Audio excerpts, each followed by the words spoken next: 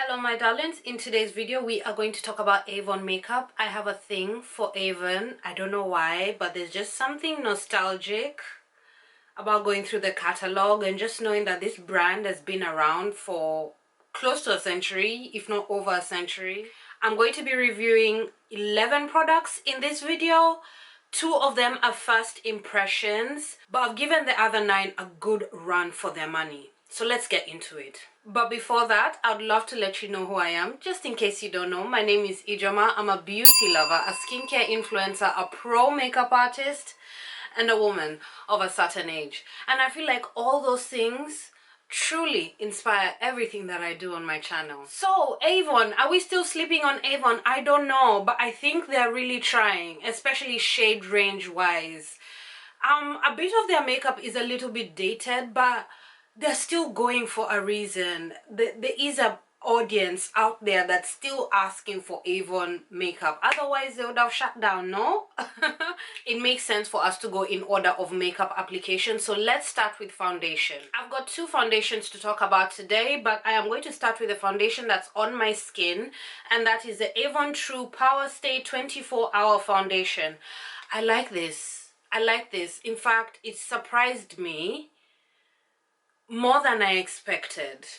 When I saw the name Power Stay, I've been looking at this foundation for a couple of years on the catalog, and that word Power Stay really put me off. I really don't like matte skin. I don't like flat skin. I don't like foundation feeling tight on my skin. Power Stay just, it's a big name.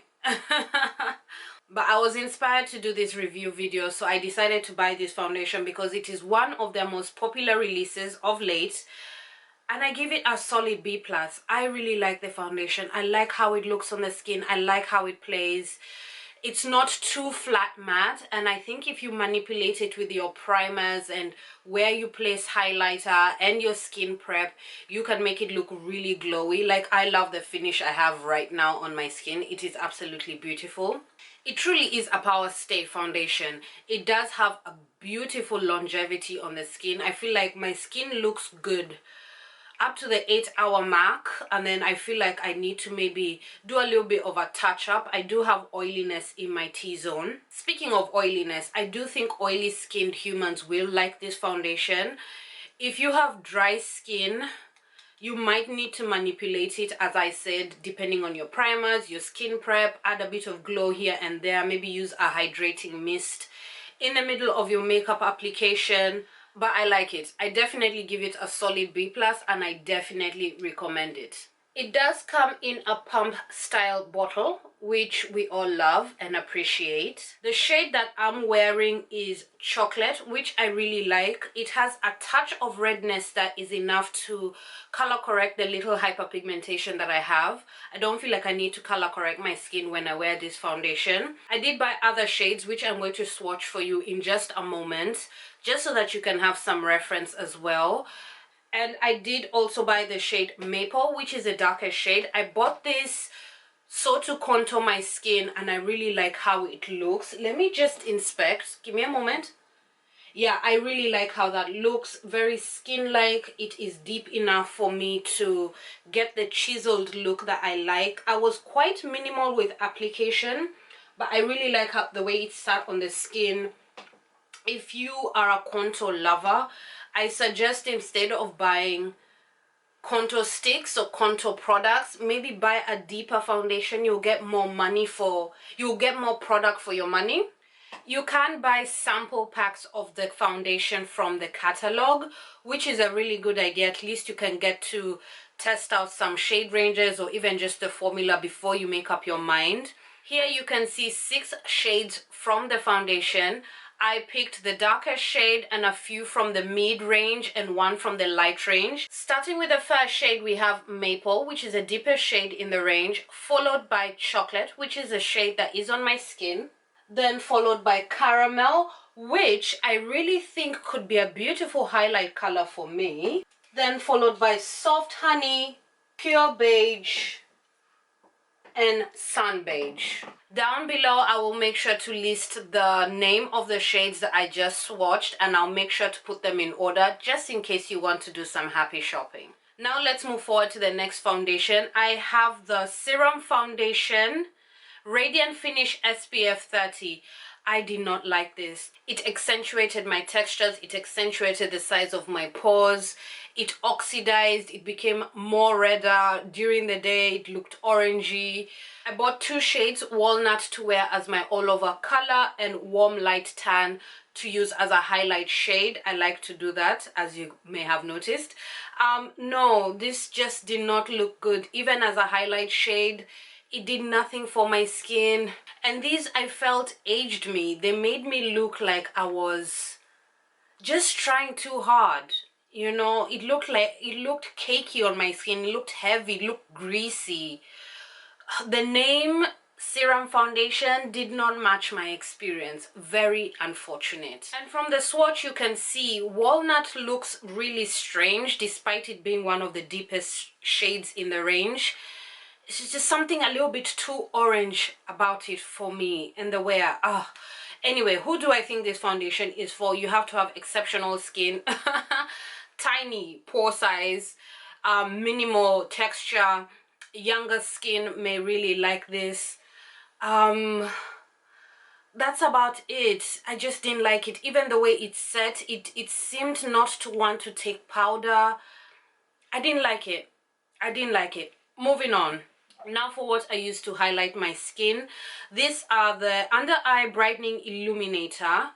And I have two shades. The shades Golden Radiance and Natural Radiance. I believe I have the lightest and the darkest in this range. There are only 4 shades in this illuminator.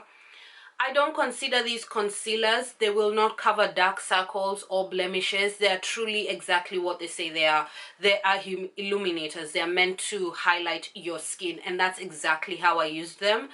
I really like them. They look beautiful on the skin. The blend is good. They don't dry out too quickly, so you do get time to manipulate them and play with them on your skin. They don't move. I feel like there is a very decent longevity. I feel like I was getting about 6 hours out of them. Like, I looked at my skin and I thought, yeah, I can still see where I put down that product. A solid B from me, a very solid B. I think I'm notching it down a couple of notches because I feel like some people will buy this thinking it's a concealer, but it's not. So is that worth taking away points? Anyway, now for Golden Radiance, I did use it to add shape to my face in the classic highlight way: forehead, underneath the eye, chin, nose. Then to take up the highlights a notch, I used Natural Radiance. I really like that. Very precise technique. If you want me to explain that highlighting technique, I will link down my previous makeup video where I explain it a little bit more. But yeah, that's how I use Natural Radiance. I definitely recommend them, and to be honest, these are my second tubes of this. This is my second tube of Golden Radiance. And yeah, would I buy them again? Probably, but I definitely recommend them. Now let's talk about some powders. These are classic to Avon. I think they have been making them for yonks. I've always seen them on the catalog, and I feel like I've used Avon since I was about 18, 16, and I've always seen these powders there. Anyway, these are the Avon True Color Flawless Mattifying Pressed Powder. They're not bad. I give them a 6 out of 10. My best description of them is that they're very functional. They will mattify the skin, but they don't make the skin look special. I like it when a powder takes things up a notch and really refines the way my skin looks. This doesn't do that, but it does mattify the skin. It does look decent on the skin. I feel like if you have a brilliant foundation and a brilliant concealer, these will look nice on top of them. The shade range is a touch confusing. I do have with me Neutral Deep and Neutral Light Medium. It's a good thing that they're neutral, but if you lean too warm or too cool, these might disappoint you a little bit. They can be a little bit hard pressed in the pan. So as you saw, I had to like scratch the top of my deepest shade just to get the powder to move. Some people might find that annoying. I kind of do, but it's okay. I can brush it off, literally. I use the shade Neutral Light Medium to set my highlighted parts, and I used the shade Neutral Deep to set the rest of my skin. And I'm quite happy with the way it looks. I've been using the powders for quite some time as well. I would say I've always had these powders somewhere in my collection for about the last 5 years. They have not particularly let me down, but they don't blow my mind. But I like the price point. And I'll go back to their main strength. They are very functional. They will mattify the skin. I am a bit light-handed when I am using these powders. I just want to set. I don't necessarily want to take away my glow. But I like what they do for me. I definitely recommend them. As I said, I'll always keep having them somewhere in my collection, but they're not standout powders to me. But they're good. They're good. Now for the blush of the roundup. This is the Luminous blush in Russet. Now there are 4 shades in this range. It is also an OG range with Avon. And Russet is the only shade that us deeper humans can wear. It's okay. One of the main reasons I bought this is because there's a little bit of nostalgia with this. This is a blush I used to wear in uni. In fact, it was before I even truly deeply fell in love with makeup. It was the only blush I had. This and MAC Raisin gave me everything I needed. Everything I needed. It is that plummy red, slightly cool toned shade. Oh, I remember wearing the hell out of this, and it is still good. It is still beautiful on the skin. I love how it looks. Yes, I can see it there. It's not too much, it's not too little. I don't know how much you can see on camera, but I really like it. And I'm glad I have it. It's brought back so many beautiful memories. The formula is good. It's long wearing. It's definitely one to check out. I think it's like £6. I kind of like the over-the-top packaging. We no longer do blush like this, but it's okay. Same complaint that I had with the powders, a little bit hard pressed in the pan, but with the right brush you will pick it up. Maybe you might need to scratch off the top, but I give it a solid B+. You know, I give it a solid B+. It's something that's made me happy, and it performs well, and I definitely recommend it. Now for the part of the video where it's a little bit I did my brows after doing my blush, and I had to bring in other products that are not from Avon. Brow wise, nothing Avon has done has really grabbed my soul or changed my life.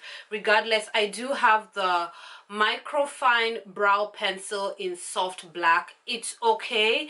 I wish it was thinner. I like the pigment. I like the shade. It's not too bad. It's a little bit of black, a touch ashy, which is right up my street because I don't need a jet black brow. It's okay. As I said, I wish it was thinner. I do like the longevity. There is decent longevity with this. At the end of the day, after an 8-10 hour day, when I want to take off my makeup, I still feel like I have a brow on.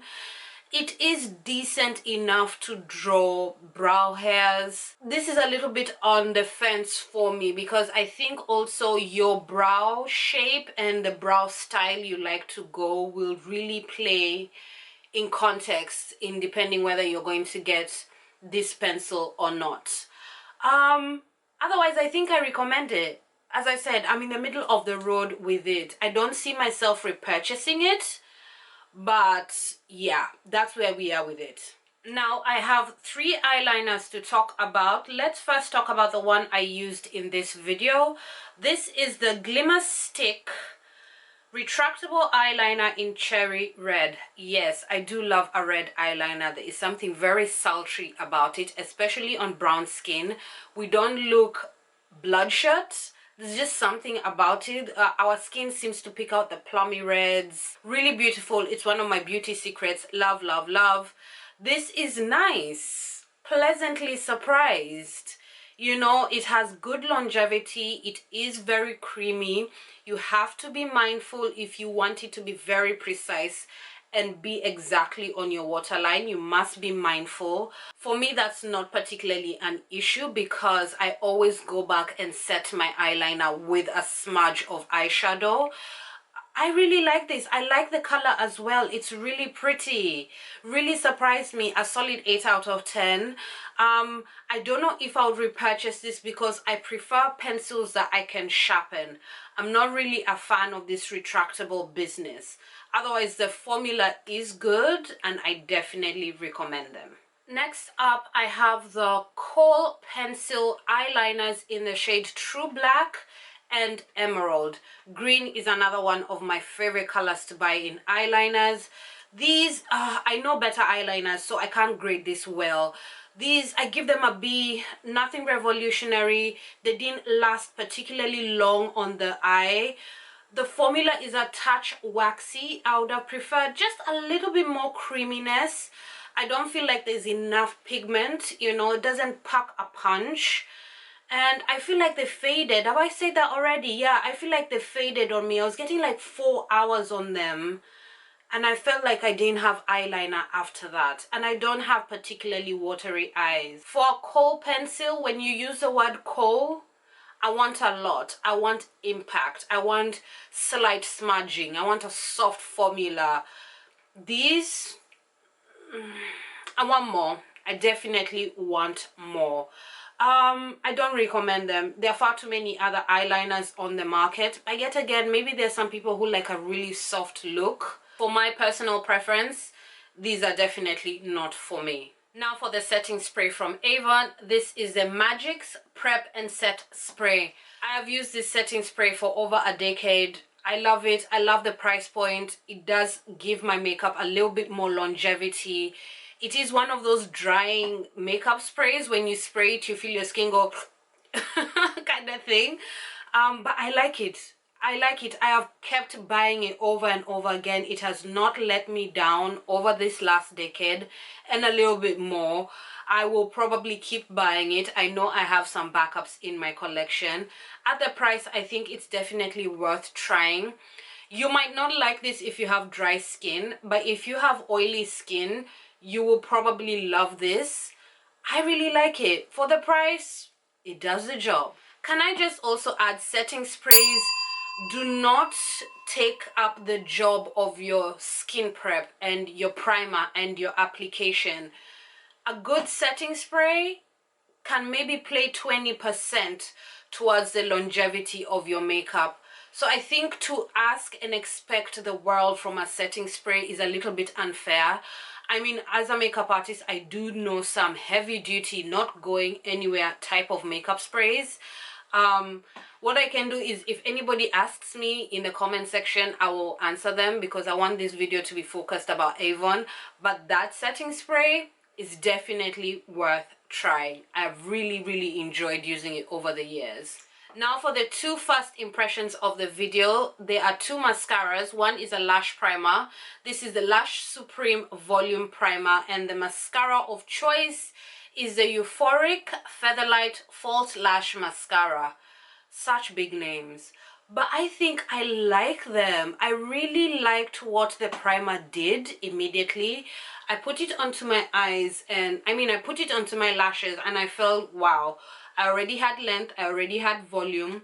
And one clever thing about lash primers is, because they are white, they let you see that you're coating every lash. So you have to be intentional with your mascara application, which will give you a better mascara look. You know, sometimes we are a little bit too quick with the brush, but if you take your time, you might just get a little bit more out of your mascara.